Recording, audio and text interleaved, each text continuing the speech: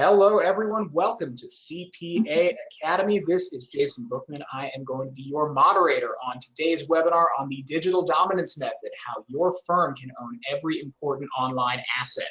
And you are in for a treat. We have Nate Haggerty and Christian, Tax Pro Marketer, two extraordinarily knowledgeable gentlemen on the subject who are going to be guiding you all over the next hour. And before we get going into the webinar, I want to go through a couple of quick technical checks and a little bit of housekeeping, make sure that everything's working for everyone. So first, if you haven't already done so, let's go over to the GoToWebinar questions panel. For those of you who might be new to us here on CPA Academy, that is located in the GoToWebinar control panel in the top right corner of your screen. Let's go ahead and pop that open. Let me know in that questions panel that you can hear me. Let me know that you can see the first card on the slides. And let me know where you're listening in from. We always love having that information. So far, I see people checking in from North Carolina, Kansas City, Ohio, Maryland. I am glad. Oh, I see more people coming in from West Texas, New York City. I am so glad you're all here with us. I'm so glad that everything's working. And of course, if anyone is having any trouble seeing or hearing throughout today's session, please let me know in the questions panel. I will do the best I can do to get the troubleshooting done quickly, but please keep in mind there are a lot of you. There's only one of me. I will get around to all of you as quickly as I can. Anybody who wants to get a jump on your own troubleshooting, we invite you to take a peek in the handout section of the GoToWebinar control panel, where you will find a copy of the CPA Academy FAQ handout.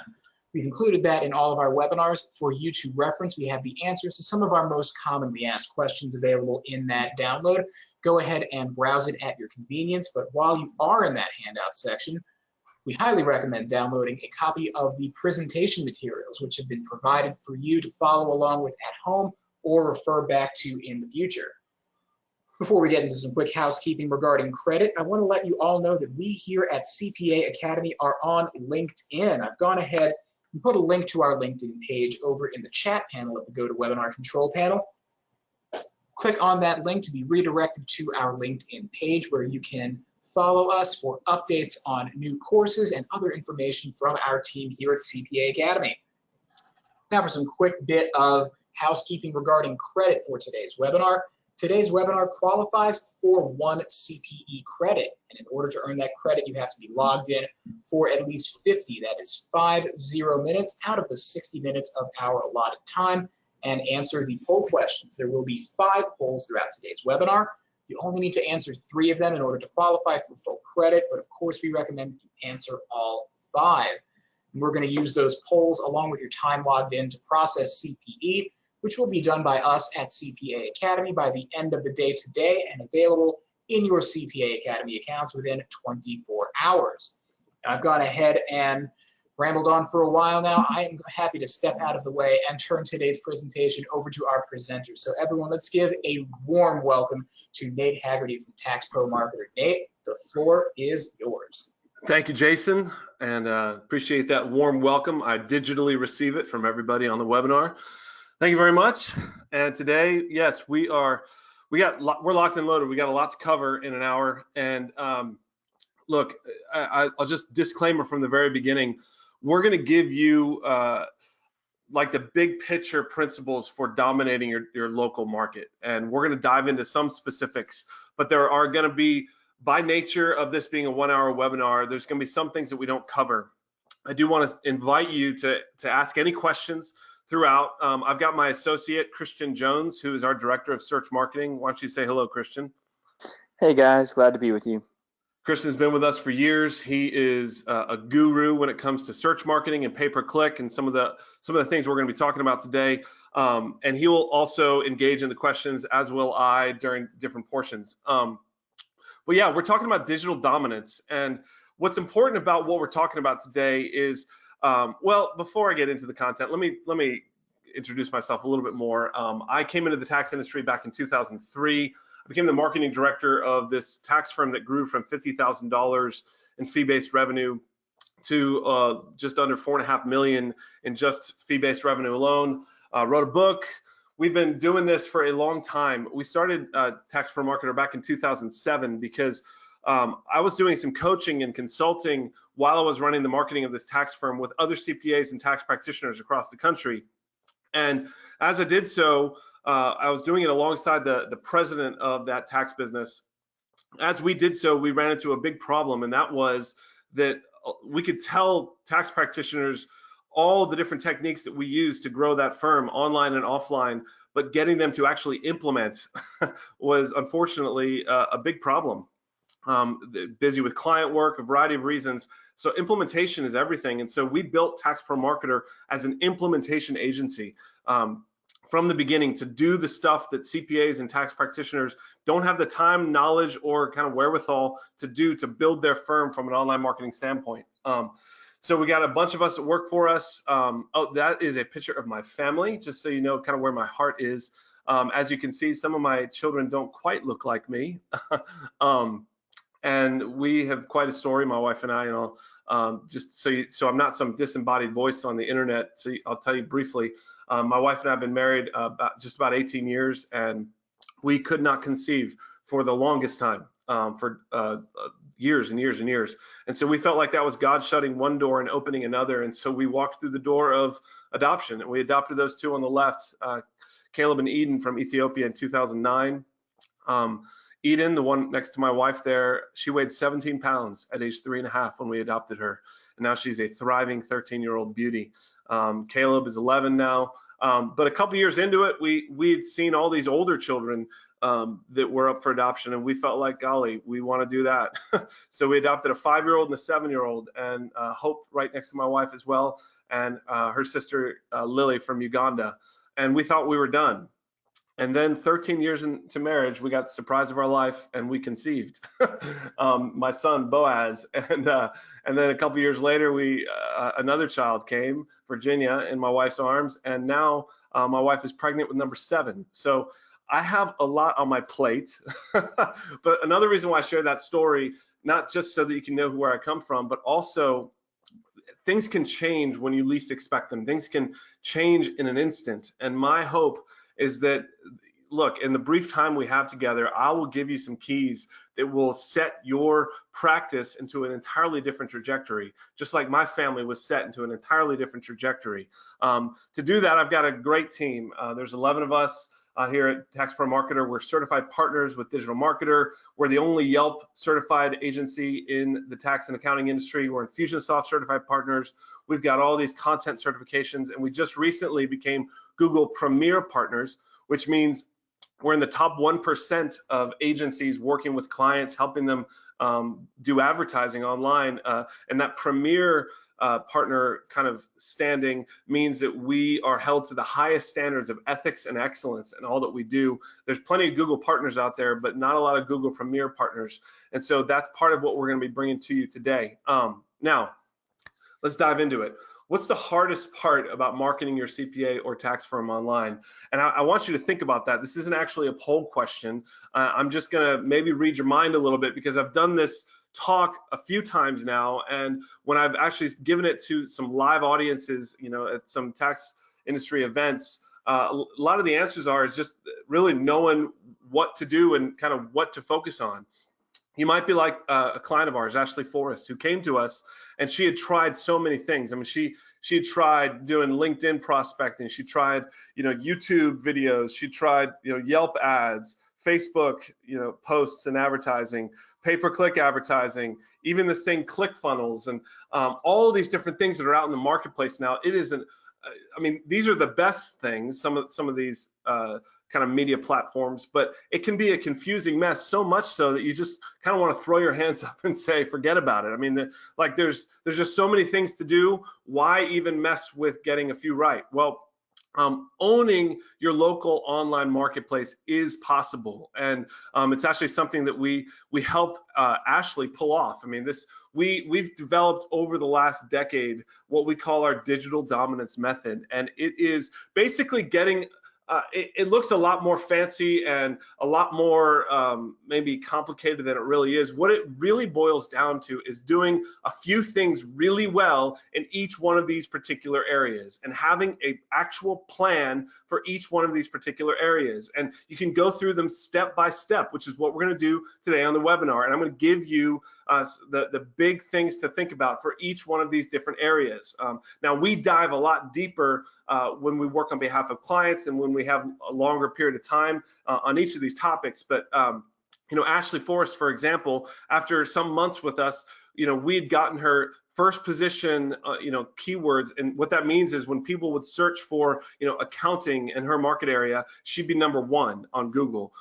People search for tax preparation in her market area, she'd be #1 on Google. So that there's 40 different keywords that she got #1 ranking on, 100 different top 10 keywords.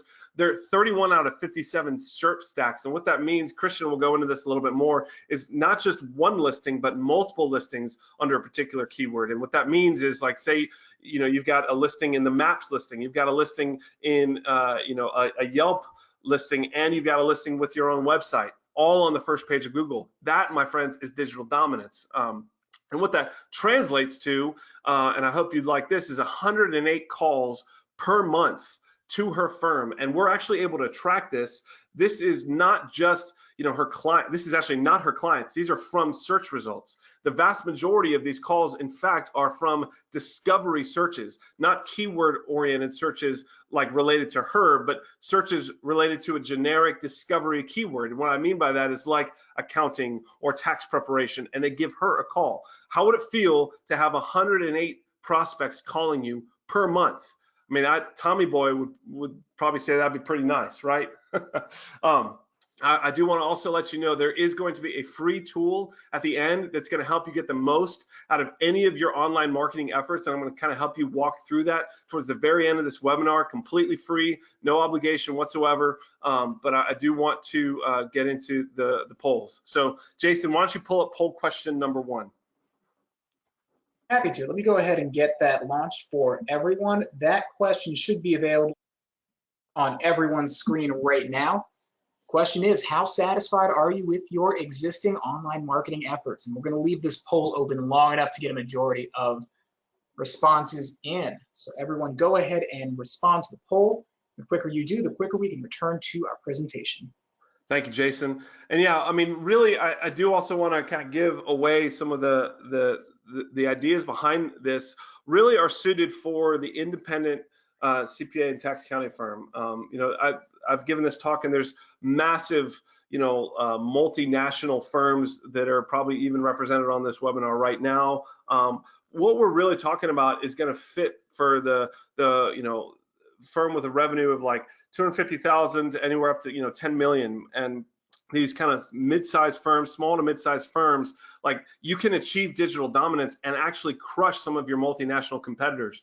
So just wanted to let you guys know that that's kind of who this webinar is targeted for.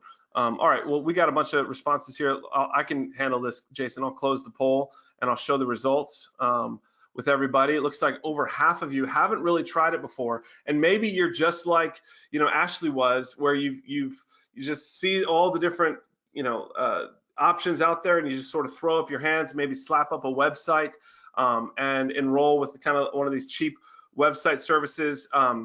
And look, I do want to start by talking about that. That is kind of endemic within our industry, and I'm not here to kind of lay a rotten egg on those companies, because they do good work for what they are. I mean, paying $700 or $800 a year to have a website that looks nice, look, that's fine, but it won't achieve really anything for you except be an expense and be something out there online that people could look at. But unfortunately, it's gonna like be the same as 10,000 other firms across the country, maybe with a different design scheme, logo, and name, but basically the same content, the same structure, the same glorified brochure style website. Now, unfortunately, these kind of websites can't form a quality foundation for digital dominance and take into account the habits of the modern prospect. And what I mean by that is there's a journey that the modern prospect goes on that is actually even different than it was, a couple years ago. A couple years ago, these funnel concepts were really cutting edge, and they really helped. But now the modern prospect is bouncing in and out of so many different apps and functions, and they're mostly mobile, and there's a whole different kind of set of habits that your prospects now have. And whether that's young people and old people, we have been changed by the mobile revolution. And so the modern prospect isn't just going to go find your website, look at it, and you look like a normal CPA and give you a call and be ready to be a client. I mean, that's no longer what people are doing. They're looking at review sites, they're looking at social media, they're looking at emails and how they're being communicated to over email, and they may not make a decision right away just based on a website or what they see on the public face of the internet. So there's email, social, local listings, the website itself, what competitors are saying, reviews, all these different things. The modern prospect is taking into account all of these different signals, and they're doing it quickly.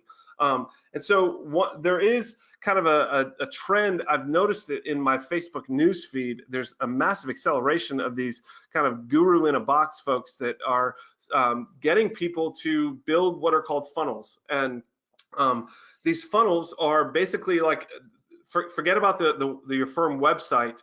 They dispense with the firm website and just create what's called a squeeze page that you drive advertising to, and you get people into a funnel, into kind of a linear track of requesting a consultation and then over email or phone selling them. And it's all driven through advertising. But unfortunately, relying upon just like this funnels plus ads approach, it's like preparing a tax return for a client and only ever using the 1040 EZ, because it's just one hammer and you've got nails and screws and bolts, and you've got so many different things that you need to use, but you've got that one hammer. And unfortunately, even worse, if you shut off the advertising or the traffic that is sent to this funnel, because there's no search engine optimization that's built into these funnels, because they're just a standalone page. And what the search engines really want is to see hundreds of pages on a website that with good content that engages them. You're not going to rank those kind of funnels when people are searching.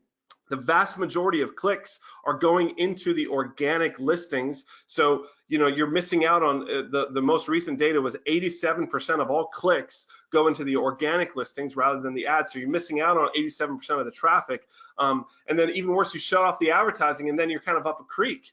But then on top of that, everything kind of funnels through the phone, and you've got to be kind of a salesperson. And so I'd rather see us put together a whole suite of different online properties, and that might seem overwhelming, but again, like, it can be done. It's something that if you just take a 1 month at a time approach and build out these different properties for your firm, it can be done, and it really needs to be done. Because look, you can use 1 or 2 apps. We use a variety of different apps on behalf of clients.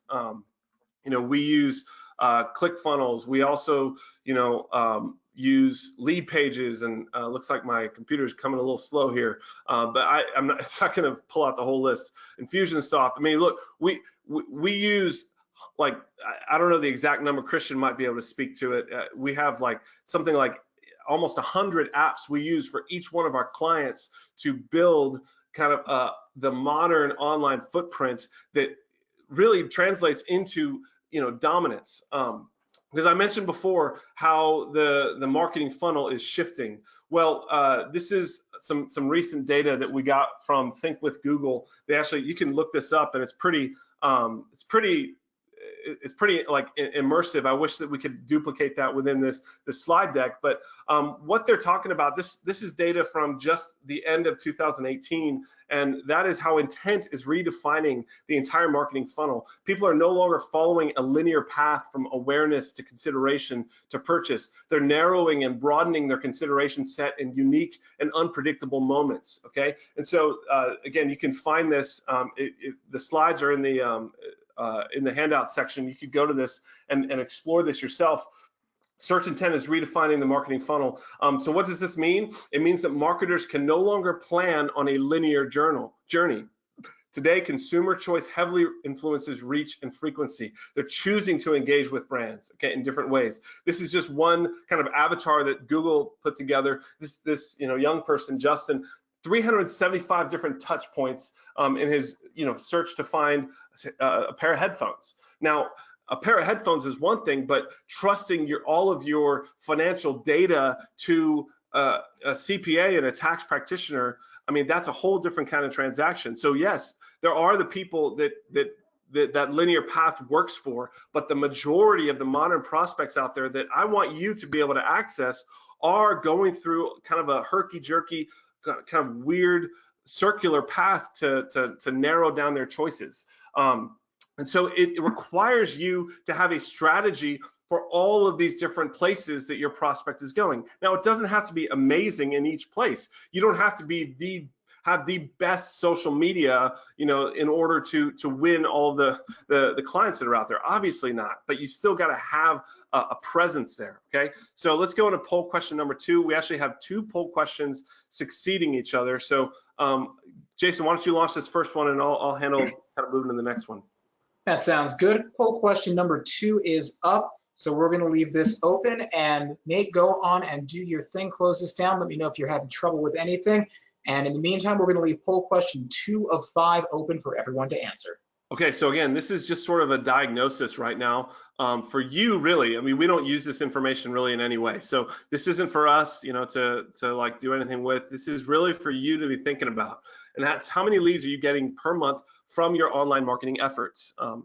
And really, efforts is an interesting word there, because a lot of people will put a bunch of collateral up online and then just kind of sit there and not do anything further, and there isn't really effort involved. And maybe that's why, look, let me show you this. And I'm sorry, I just realized I didn't give enough warning to close the poll, but it looks like 92% of people voted. So I will give more warning, and we have multiple more poll questions, so you'll be able to get your CPE. Fear not, I apologize. But it looks like almost half have 0 leads coming, and that's something that really we want to fix. And so put it together, it's 80% of people on this webinar are getting 0 to 2 leads per month. And I tell you, I mean, that kind of breaks my heart, because yes, there's a lot to it, but it doesn't have to be that hard. All right, let's go to poll question number 3. Now, do you have any type of online process where people are calling you wanting to become your client? Okay, and again, emphasis on the word process, because that does happen, but some people, that just sort of happens randomly because from a referral. But do you have an online process that brings people through a journey of discovery of who you are and warms up the relationship such that when they do call, when they do book that appointment, there is that kind of pre-warmed relationship already in place? And that, my friends, is what's possible these days with these online marketing tools that we have access to, and that you can too. So again, make sure that you are filling out this third poll question, especially if you want to get the CPE. I'm going to close this poll here down in 5, 4, 3, 2, 1. Closing it now. Okay, and almost 2/3 of you do not have any kind of online process where people are calling you wanting to become your client. And so this is something that can be fixed. And part of the way that's fixed is seeing every part of your online marketing as bringing prospects along a relationship journey. Now, I say relationship journey. That doesn't necessarily mean that they follow in a linear path in terms of touch points. The relationship journey is going to have multiple points within each one of these kind of stages of the relationship, because the reality is that relationships, they happen online as they do in the real world. I mean, even in the real world, friendships form in herky-jerky kind of moments, and then they become a lot more kind of clear and linear after the friendship has been established. But the very first stage of any kind of online marketing is awareness, and that stage involves search engine optimization from a marketing standpoint. It's basically getting your information in front of people. Social media is a part of that. The first stage of pay-per-click advertising is a part of that. It's the first touch. It's getting people, getting their eyeballs on your stuff. Then the second stage is the most critical stage, and it's one that a lot of people skip. And that is the engage, subscribe stage. That's where people raise their hand and give us permission to begin like a real relationship and begin that process of warming them up, so that they do call wanting to become a client, because you've done a good job of building that relationship over time, and then you convert them into a client. and you can ascend them. And this relationship journey happens the same way it happens in the real world. Say you're looking for a spouse, you go to the bar or wherever, and check out the local talent, maybe identify some prospects, and you begin dating one of them, okay? And it's not a huge commitment, but it's, there's more kind of information being exchanged, and then you get married. Too many business owners in general, but definitely in our space, they want to get married on the first date, which basically means like they advertise or they do marketing in such a way that they assume that anybody that finds them is like immediately ready to become their client. And they don't realize that there's got to be a process in place to move these people along a spectrum. And so that engage subscribe stage, email is a huge part of that, but it's also social media. It's also kind of how you communicate in other ways, on local listings and a variety of different places. And then the conversion conversation, that can happen over email. Of course, it happens over the phone, but then the ascension process, you have kids, referrals, right? Or you cross-sell them into other services that your firm provides. This, my friends, all of it together, it is the digital dominance method. And so let's start with kind of these big three things for each one of these areas. So again, the three burning things that need to be taken care of. We'll start with search engine optimization. And I'm going to go ahead and pass the mic to our director of search marketing, Christian Jones, who is a rock star in this area, recognized even outside of our industry with some of his skills. So go ahead, Christian. Thanks, Nate. Hey, Christian here. And yeah, like Nate said, I'm the search marketing director for our company, which means that I'm helping our folks at the beginning get awareness like Nate was talking about. And so that's, as we break into that path and that process, herky-jerky as it is, you got to get found somehow. So the big three things that we're going to look at first in SEO, which I think we already named it, but if you don't know what SEO is, it's search engine optimization. We're dealing with Google, we're dealing with Bing, but it has a lot to do with your website and some other key profiles. First, let's look at your website.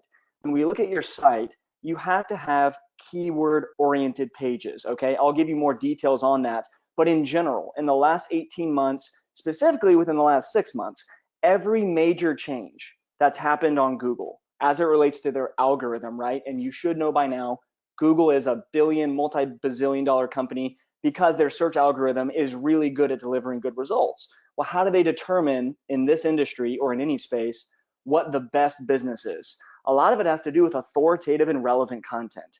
If you don't have authoritative and relevant keyword-oriented pages with new, fresh content on a consistent basis, you are working against Google's system. So what that would mean is if you have like a boilerplate website or a one-page long scroll hero website, which was popular 10 years ago, if you've still got one of those, that's just all your information on one page, or it's standard stuff from some provider that hundreds of other people are using, you're not playing into the system that Google is saying, this is the game, play by the rules.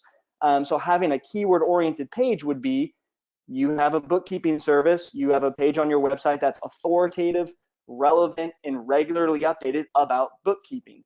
Fresh, updated keyword content or keyword-based content could also flow into blog posts, which we'll talk about more in a minute. And then the third point here is going to be off-site factors, which go beyond your website, right? So off-website factors about local and linking, and so basically building like a domain equity or domain relevance and authority. There's a lot of things here, but just one thing that you can definitely take away from this is you want to rank by setting up each page on your website to have one keyword, right? And so here's an example. This is an example of a report that we run. This is a CPA out in Newtown Square, Pennsylvania.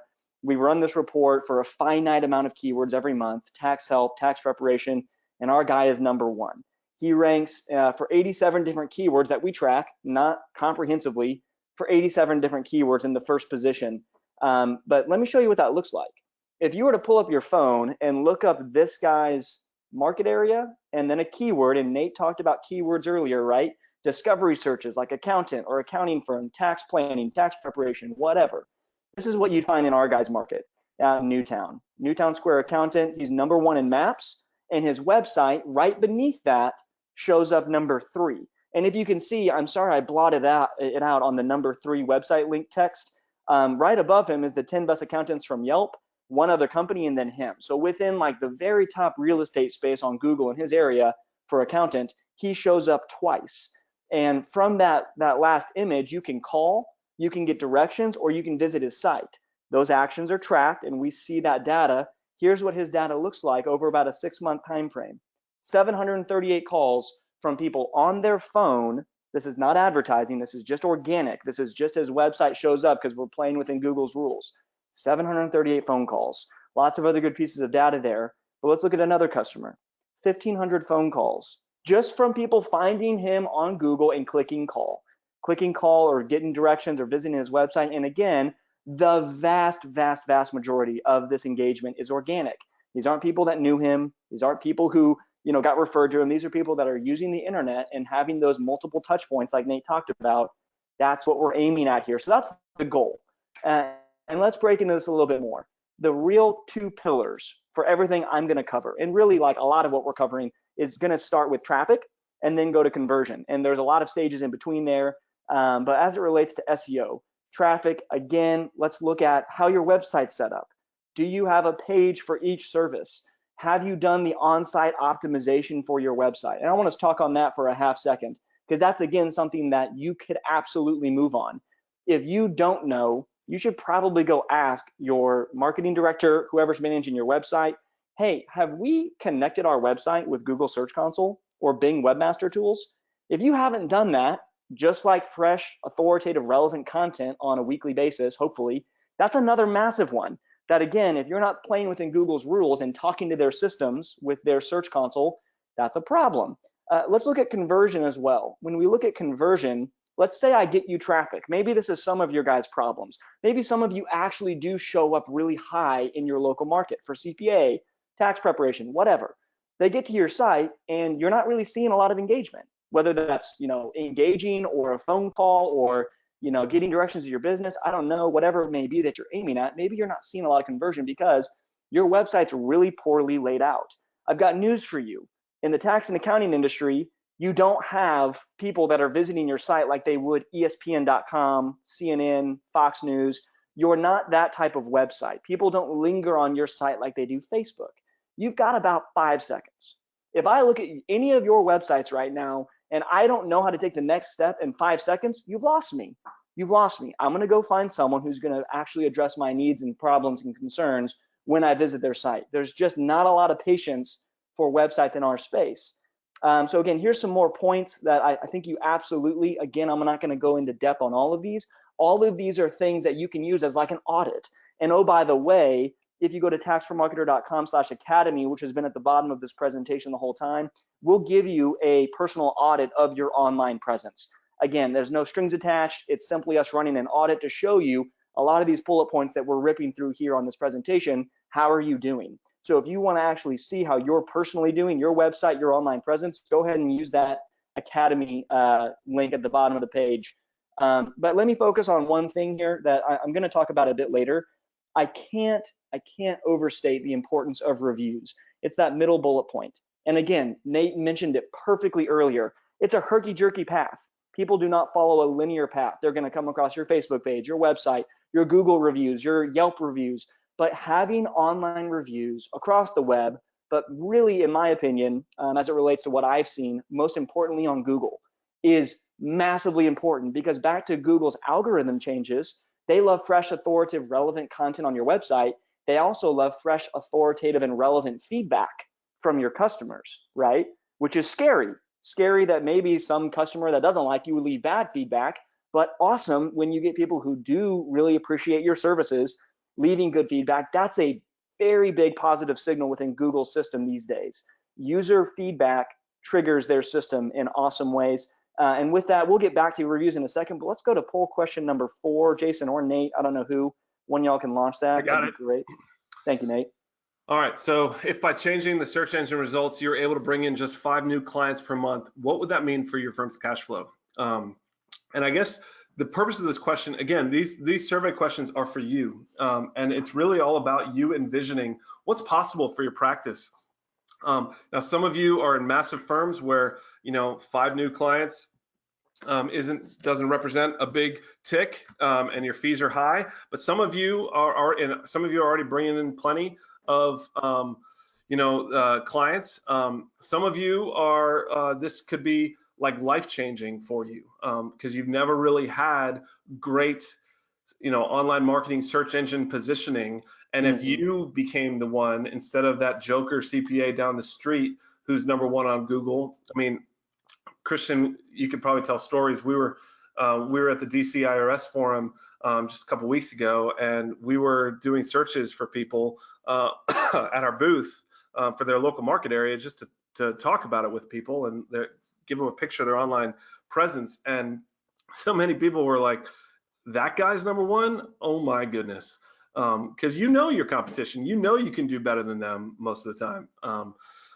So anyway, just go ahead and envision what it would look like for you to have just 5 new clients per month just from search engine stuff. So I'm gonna close this poll in 5, 4, 3, 2, 1. And this is an interesting spread here as we look at the results here. Looks like about a quarter, this would be like semi-significant. Another quarter, this would be very significant. And those are the top 2. So it's really kind of interesting. There's a big spread on this. It's a little different from before. So this is kind of fun. All right, let's get into the next kind of 2 spokes on the wheel, pay-per-click and retargeting, which sort of work together. So I'm going to give it back to Christian. Go ahead. Yeah, thanks, man. So again, what we were just covering was organic ranking. You're not paying Google to show up. You naturally show up because you built a great website and authoritative, relevant content, all that stuff. We're talking about pay-per-click now. That's what PPC stands for. This is one form of advertising you can run on Google where you're paying in a bidding system on Google to rank for different keywords, and a lot of campaigns fail. And there's a whole bunch of reasons. Here's a few major ones. You fail to really grasp the process or the complexity within this industry, or even maybe just within AdWords. Talk to a lot of people that think, hey, Google makes it easy for me to set up my own campaign, so I'll do it. But you don't understand how you can lose your shirt with that system without someone who has keen eyes and has done it before. That happens a lot. People who just don't know what they're doing, throw money at Google and hope it'll work. The other is that, let's say you or someone on your behalf sets up advertising and really just has one generic, generalized ad group, which is, let's say ABC Tax Services located in New York City. Well, okay, that's great, but really you should have multiple ad groups for all the services that you want to push with custom content and different tweaks and changes for each ad group. And then you also should have some really interesting, there's dynamics within Google where you can basically tell them not to use certain terms or not certain keywords within your campaign. And then of course, maybe most of all, there's no strong call to action, which is, again, you get traffic and what happens next. So if you don't have a process, that's really going to hurt you, that you put all this money on advertising, generate traffic, and nothing happens. That's probably the 4 most common things that we see. Here's things that you absolutely have to think about, and then you can just throw up all the bullet points. And okay, so conversion tracking, we've already shown you some of our reports. Those were only organic. I'll show you some of our advertising reports here in a moment. But again, you got to be able to track conversions. If you don't know readily on any given day how many conversions you've had from people clicking on keywords or calling your business, that's a massive problem, right? You should absolutely be collecting data, feedback, and then making changes based on it. Part of that is what's converting, what is working. Compelling text, I'm looking in the middle here now. You absolutely should have custom compelling text. And again, some of these advertisers, the non-Google partners and certainly the non-Google Premier partners, they've got boilerplate content just like your website provider does.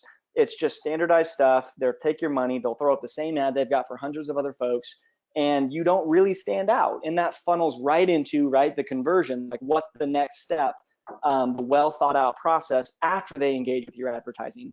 That's a massive thing. And so, hey, let's boil it down to 3 things. Separate ad groups and then retarget. And retargeting, if you don't know, is people found you and now we're tracking them throughout the internet, putting other ads or other placements of your website in front of them. This is maybe the biggest. I've mentioned this a few times. Daily optimization should be standard. Should be. It isn't, but it should be, because where the money is made with a Google advertising campaign, specifically PPC, is what keywords are ridiculously expensive that I should pull money away from and not try and compete with the big dogs who have a $10,000 budget. Where are the keywords that are converting really well but are affordable? Those are the types of things, just generally speaking, that you can glean from an advertising campaign once it's up. But you have to be able to get in there, or someone on your behalf, to see that data and make changes.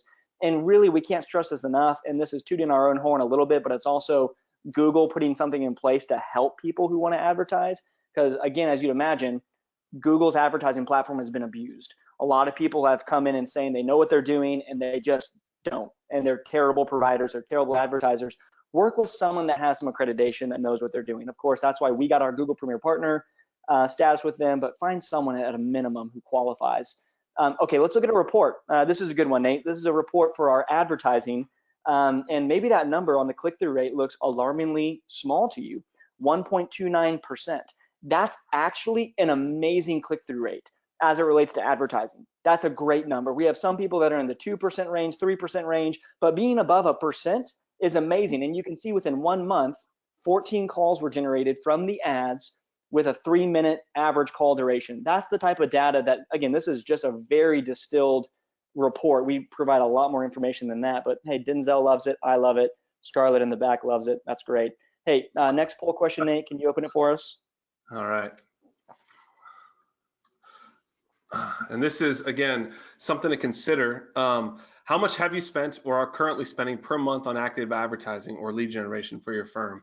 And the reason why I want to put out there is I want you to think about what it looks like to have an advertising campaign where you put in dollars and get dollars back, where there's an ROI associated with it, and it's not just kind of throwing money into the casino, which is how a lot of people do it. So a lot of you aren't really of the mindset that actually spending to get traction online is what you need to do, because look, social media, which we're going to get into in a little bit, it used to be that you could really do very well just organic social media stuff, Facebook, LinkedIn, Twitter.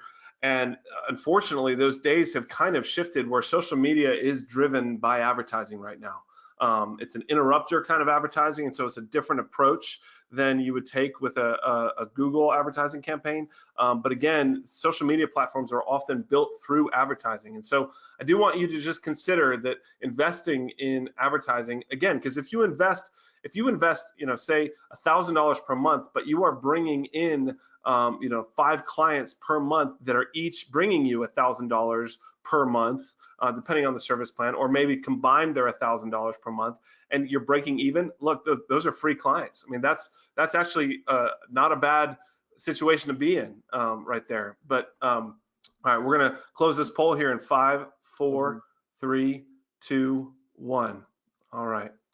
It looks like a lot of you are not really spending much, and that's okay, because you probably haven't really had a situation where you could trust that you could. Let's kind of rip through these, Christians, just for the sake of time.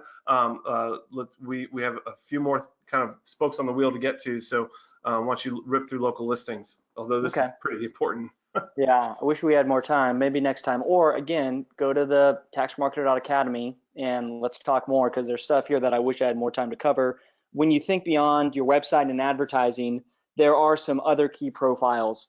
Google My Business, Bing, Yelp, and Apple Maps. These are the big 4. You've got to claim and optimize these pages. At a minimum, Google My Business. And really, you should address these. And then there's a whole second tier. But the problem is, each of these profiles has a completely unique process for claiming. So that means you own it, you've been verified as an owner, and your site or your page is now on the search engine. Once you get it, there's a whole lot of factors that would constitute optimization of that profile.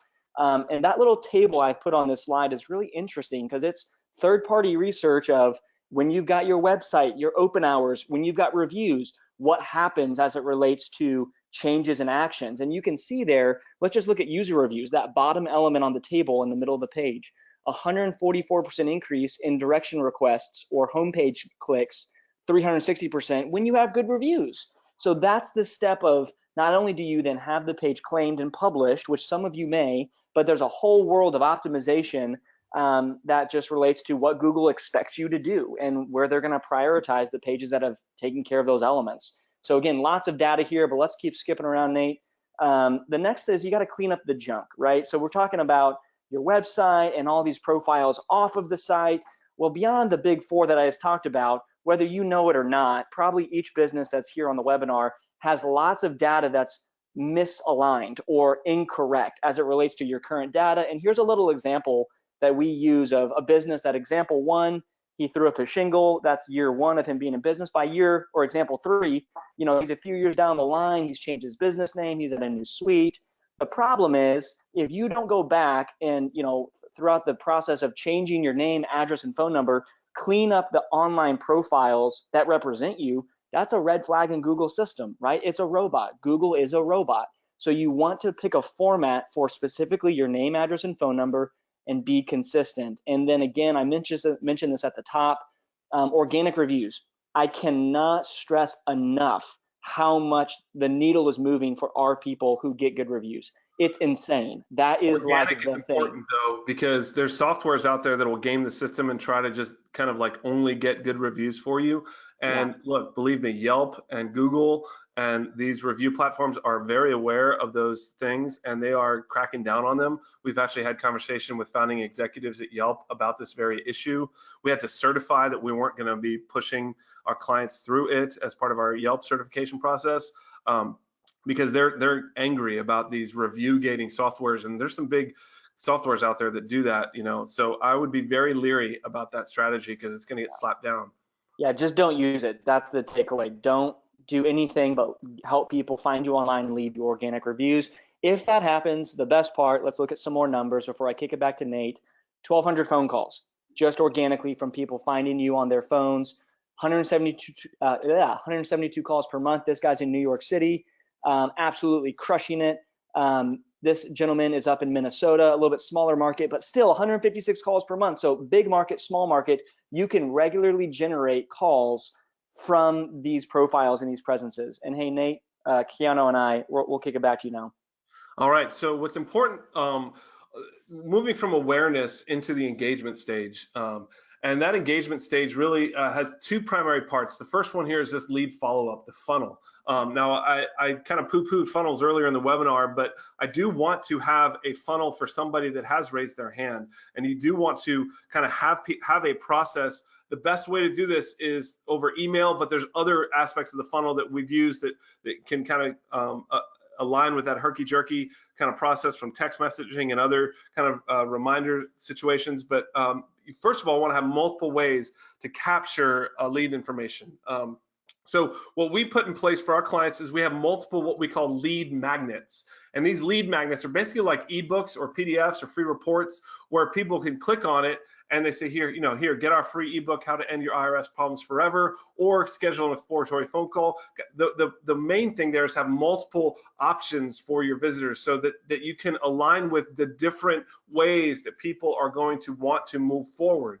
A lot of people are lurkers and they want to just kind of submit their email and get something and be on a list and see how you communicate them over email. Some people are ready, just want to talk on the phone.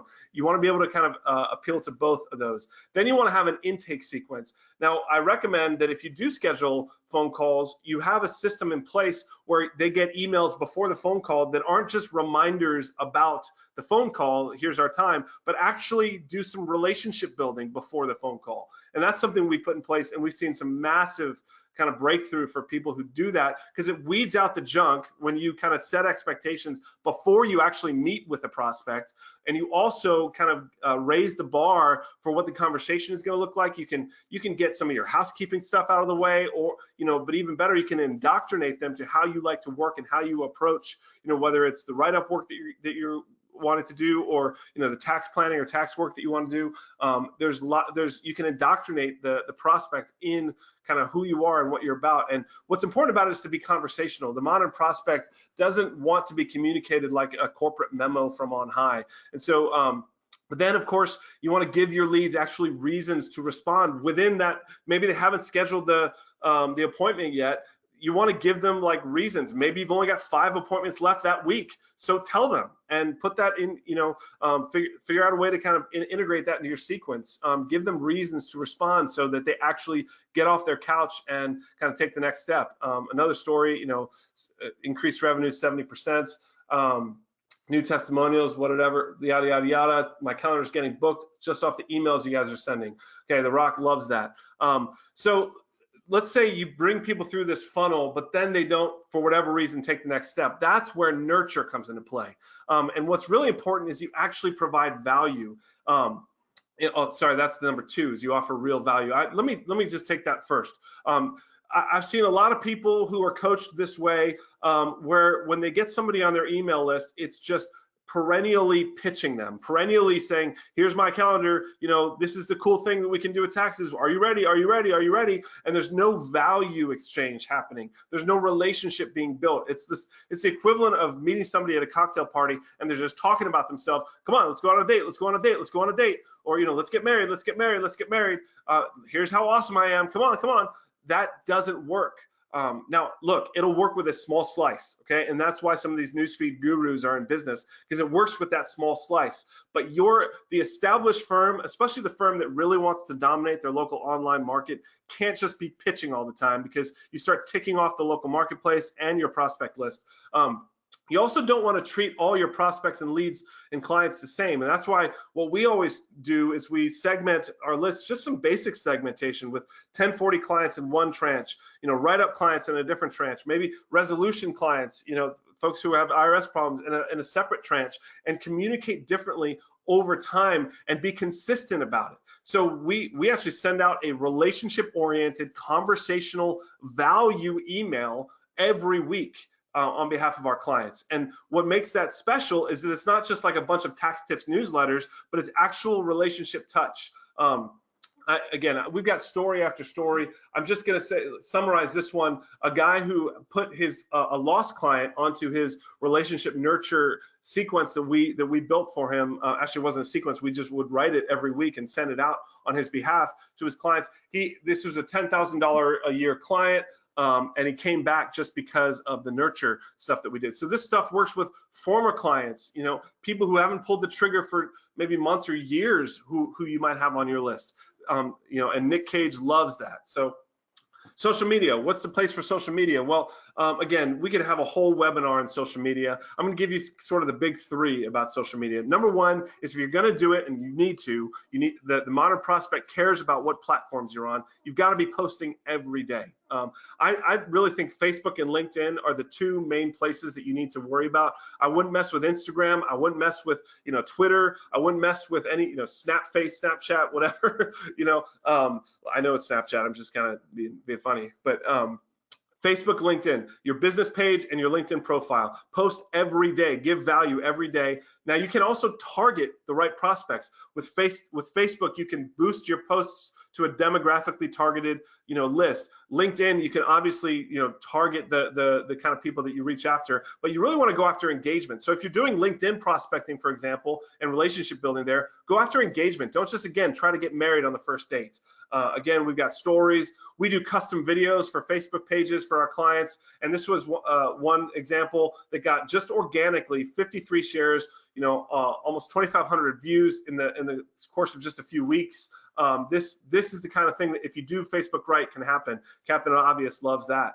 Then you want to have systems, processes in place for cross-selling and ascension. A lot of people miss this step.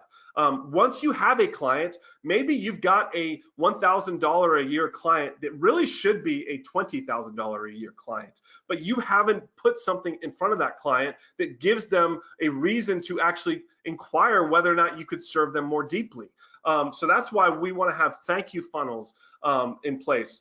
So whenever a work is done, we actually built out specialized sequences for our clients that thanks their clients on their behalf, and the first touch is always just relational. Thank you for trusting us. But then over the course of the next couple weeks, kind of ask some different questions that leads to cross-selling opportunities and referral generation and review generation. And again, being consistent about it is important, and making offers is important.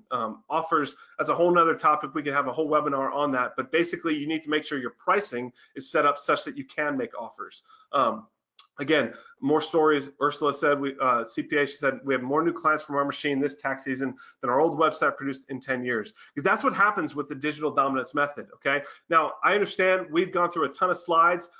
It can be like drinking from the fire hose, right? So I want to give you and explain this free tool that we have with the 5 minutes we have left. I want to kind of walk through this with you, so how you can kind of take advantage of this. Now, it really it's determined by kind of these questions.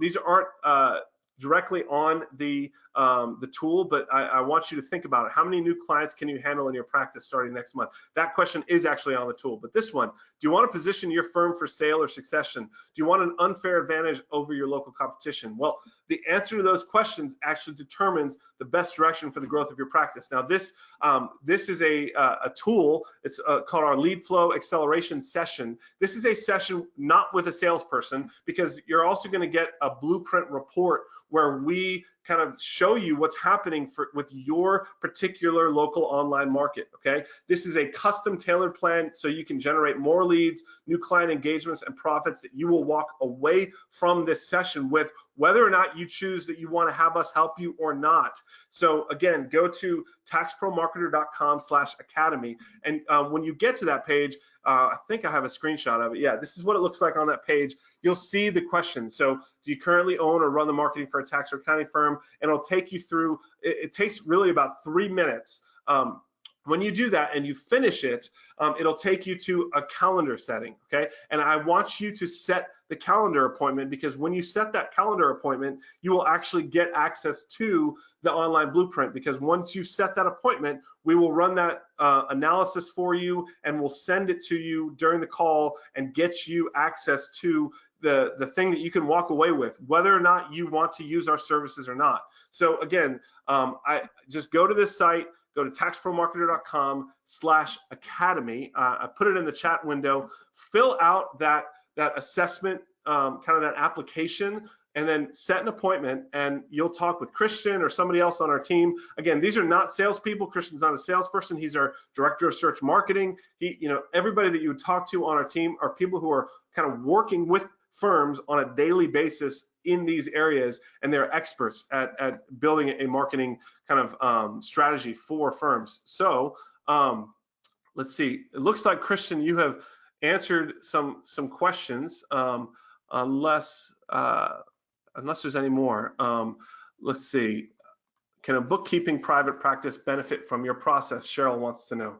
So I'm going into the questions panel. If you have questions, feel free to type it up, and I will address it. Cheryl wants to know, can a good bookkeeping practice? Absolutely. We don't just work with straight tax professionals.